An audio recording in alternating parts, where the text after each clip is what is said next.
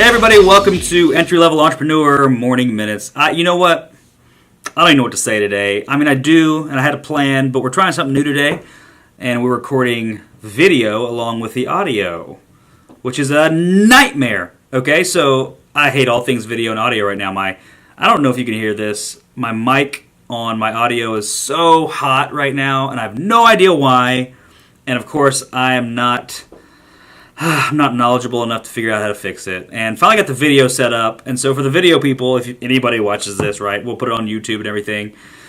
I'm going to be looking at the audio over here and the video screen over here. And then maybe every once in a while I'll even look at the camera. But I don't know.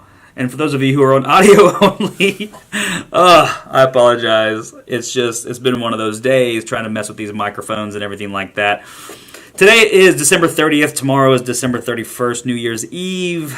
And that is when you'll be getting this audio in case you listen to it. I know it's exactly what you want to do on the transition from December 31st to New Year's Day is listen to some audio from me. But you know what? Whatever. I'm going to record it, and if somebody listens to it, great. If not, Happy New Year! So, let's see. What do I really want to talk about today? I don't know. If you're new on video, Morning Minutes is a very short program that parlays off of the podcast, the Entry Level Entrepreneur Podcast, where I just talk about whatever issues I'm dealing with for that day. It can be completely random. It can be about business. It can be about life in general. Whatever. Typically 10 or 15 minutes. It's kind of my ability to rant. It's cathartic. It is therapy. Okay, so December 30th. It's funny to me that nobody's working today. I don't understand that. I mean, I don't blame them. If I had a regular job and I was off today, I'd be at home as well. But for me, it's been a crazy couple of weeks working on strategy and basically figuring out what we're going to do in 2017. And it's an interesting period. And what I like to see, I like to look at what people are doing right now, human behavior, right? So the transition from one year to another inevitably brings with it several things. And this year's been a little bit unique, in my opinion. First of all, you got the generic stuff. Everybody's talking about New Year's resolutions. I'm like, I hate New Year's resolutions. And it sounds bah humbug and everything, and maybe it is. But here's the thing. New Year's resolutions are the lowest level of goal setting you could possibly have. And this is the reason why. Number one, it's because everybody else says you should do it. So the only goals that really matter, the only strategy that really matters is something that you develop yourself internally and then you take action to accomplish, right? Which is great. I think people need to have goals. I think they need to have a plan for what they want to do, where they want to be.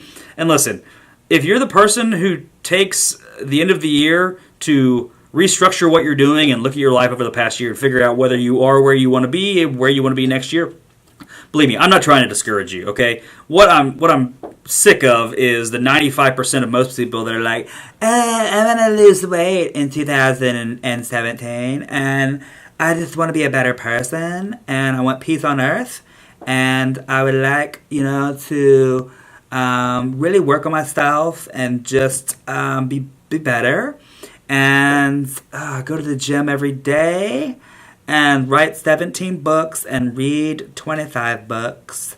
And I don't know why I'm channeling my Valley Girl voice, but I just decided this is what you talk like if you're gonna make goals for 2017.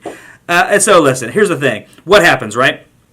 New Year's Day comes, people party too much, they're hungover. New Year's Day comes, they go work out, it hurts, they figure out it's hard, they figure out that getting in shape's hard, that starting a business is hard, that writing a book is hard, that starting a podcast is hard, that being better at work is hard, that getting a promotion is hard, that getting a raise is hard, and then by January 18th, the New Year's resolutions are gone. They are long in the past, they're forgotten, and you're back to your regular routines that you do every day, that you've done every day for the last 10 years. That is what I hate, okay? And that's what I'm against.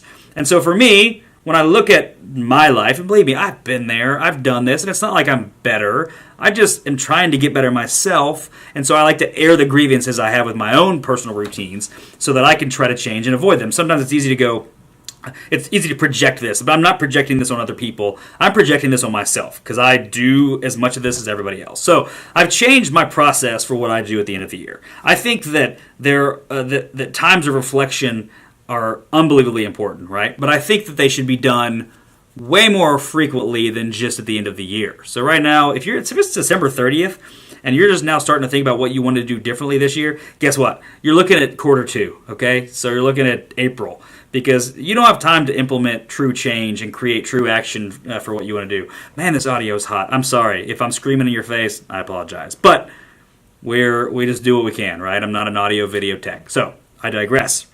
Back to changes and the things you want to do differently during the year. So what I think is more important is to take a look at your life and your business and your work and your family and everything like that throughout the year multiple times, whether it be quarterly, monthly.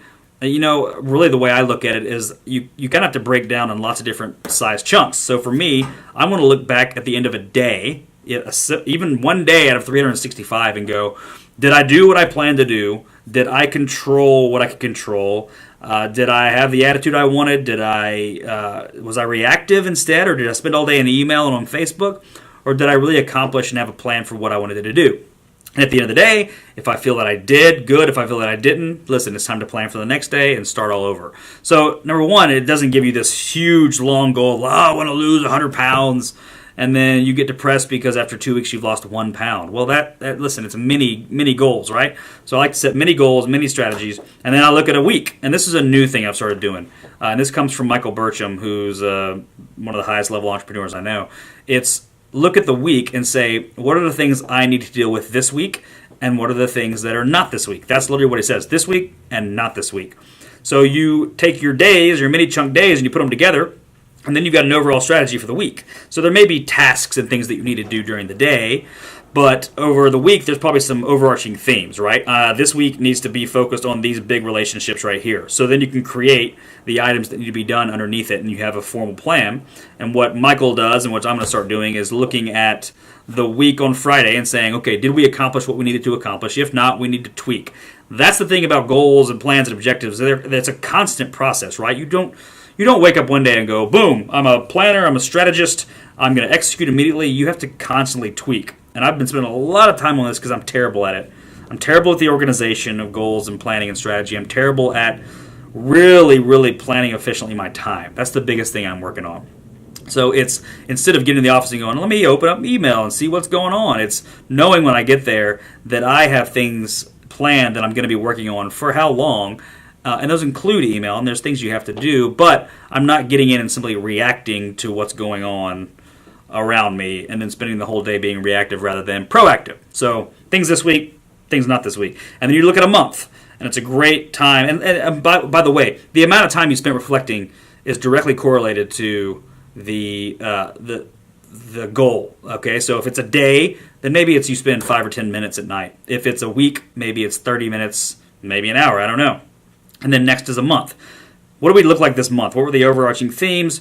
What did we accomplish what we needed to do? Spend an hour or two again. And then next month, what do we need to really be focusing on? And organizing this can be difficult because you're talking about like lists on lists on lists, but I use Basecamp and things like that, which is good software. And then you look at a quarter, okay? Do we piece these months together? What you're doing is taking small chunks, making mini goals, piecing them together, and so over time, it's the ability to take massive action, right? So you look back over 3 months, and if you've pieced together all of that, you'll be a lot closer to where you want to be than you were 3 months ago. So it's not really a matter of, this is what I want to do this year. Because these, having big goals is fine. Gary Vee wants to own the New York Jets. So that's a huge goal, and everything he does kind of goes towards that. And you need big goals, but you need actionable items that you can look at and say, okay, we accomplished this, which in turn gets us to our goal, right? So it may be, let's say it is lose weight, because that's the number one. I mean, I got to get healthy again, for goodness sake. But let's say it's over the next year you want to lose 30 pounds. So that's a big goal because there's a lot of variables that come into place. So maybe it is the first day, let's make it January 2nd. Let's say January 1st you want to watch football and eat wings. January 2nd, instead of eating bacon and eggs and biscuits for breakfast, you're going to have a smoothie. One simple goal. You're not changing all your meals. You're not changing your life or your diet. You're going to eat one meal better, and you look back on the day and say, hey, I ate a smoothie. That's a lot better. It had a lot of greens and stuff. Then maybe you do that for the whole week, and you look back and I ate 5 to 7 meals that were much healthier than what I would have eaten last year. And then you start piecing those things together. Then it's all of a sudden, okay, let me eat 2 meals a day. Then let me eat 3 meals a day. Then it's let me go on a walk 3 times a week for 15 minutes. It's not let me do CrossFit 7 days a week to where I puke after I worked out. Like, that's great. There's nothing wrong with CrossFit. But it's not realistic to go from sedentary lifestyle to all of a sudden you're a full-time CrossFitter or a marathoner or whatever. Let's say you want to run a marathon. I'm going to walk 15 minutes 3 times this week. And then next week, maybe I'm going to walk 15 minutes 5 times or 3 times, or I'm going to add 5 more minutes or whatever. And every single week or day or month or whatever, you increase. So you look back over a month and go, wow, I mean, I walked 15 minutes 12 times or 15 times. That is 15 times more exercise than I did in December of 2016. That's great. That's massive action. And then the next month, all of a sudden, you start running. I'm going to run for 5 minutes and walk for 15. And I'm going to do it 3 days a week, and then 4 days a week, and then 5 days a week, or not. And then you see that you're pushing it too hard, and you go backwards a little bit, which is fine. That, hey, I decided I was going to run 2 miles, and instead, it wasn't sustainable. So I'm going to run 1 mile, walk 10 minutes, whatever the case may be. And then all of a sudden, you look back over the quarter, and you're going, wow, I worked out 42 times over the last 3 months, and now I am running 2 miles a day and walking an extra 20 minutes, and that's only Q1 of 2017. Then Q2 comes and you increase that, and you get the picture, but by the end of the year, you're looking back and you are a different person completely. You've completely overhauled your systems. It's all about systems. It's not about like lofty goals, right? Systems, action, making sure that you can break those things down in chunks, look back over them and know that you have attacked the year, right? So don't be generic, don't be cliche, but make yourself a better person next year. So last year, for me, my big goal was to finish a book. I finished writing the book. I have not yet finished editing the book because I didn't realize how hard that was. But let's see, you look back over the year, little things that I thought were little at the time turned into big things, right? I wrote a book. I'm going to release it early 2017. And I'm going to set a goal for that because I've gotten a little lax over the last couple of months. I started a podcast, which I let slide towards the end of the year. Didn't keep up with looking back and saying, what have I done? But I started a podcast, started video, working on a book, have a business that's growing, working on another business. Like, it's just, there's a lot. And these were little things that I said, listen, what would I want my life to look like at the end of next year? And these are the things I could keep in place. And in my software, my Basecamp, I keep very, very overarching themes, big things. Let's say it's end of next year, 1 book, 30 pounds, 5 speaking events, whatever the case may be. Those are they're very attainable, but pretty kind of higher level things. And so then I have to break that down and go, okay, 1 book, a lot of people say that, and then you get into it, it's not easy. So for me, it was, I'm going to write a minimum of 500 words 3 times a week. And it got to be where I was kind of crushing that goal and writing 1,000 words 4 or 5 times a week. So all of a sudden, this kind of unattainable goal was done. Like, I wrote the book, the manuscript in 3 months, I think, and then kind of dropped the ball because I didn't set goals on editing because I didn't realize what that was going to look like. I thought that was going to be easy. But anyway, not really the point. So next year for me, it's certain things, right? I want to get more into speaking and consulting and startup consulting, and I have, kind of some goals of where I want my business to be. I'm still working on those, but long story short, I'm getting long-winded. Break it down. Put it into a system. Make it something that you can measure, because otherwise you're just going to end up, in the same position you were with New Year's resolutions that never played out. So anyway, I hope you're going to like the video. I'm going to try to do more video and really it's all about redistributing content, right? So if you're going to record something, let's record it in a couple of places, put it down on video on YouTube. If you have any questions or want to talk to me about anything, all my social media, which is, right now is primarily Instagram, a little Twitter, Facebook. My handle is @GranthamEllis, GranthamEllis. You can email me at grantellis.us. And look for this on the YouTube channel, which I already have, but haven't been doing anything about. And I think video is important, so I'm going to do more video. So anyway, I'd love to hear your thoughts. Hope you have a great New Year's Eve. Hope you have a great start to 2017. It's going to be a fun year. Oh, and one last thing. If you're one of those people who's complaining that 2016 was the worst year ever, give me a freaking break, okay? That's the most ridiculous thing I've ever heard. If you want to talk more about why, hit me up. But come on, don't be that person that's glass half empty. 2016 was a great year. Bad stuff happens every year. We just hear about it more. There were a lot of great things that happened, and a lot of it just depends on your mindset and what you were able to do. So make 2017 better if it wasn't great for you, all right? Don't sit around. Do what you got to do.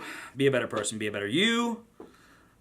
Isn't that fancy? That's motivational. So have a great one. I'll talk to you soon. Bye.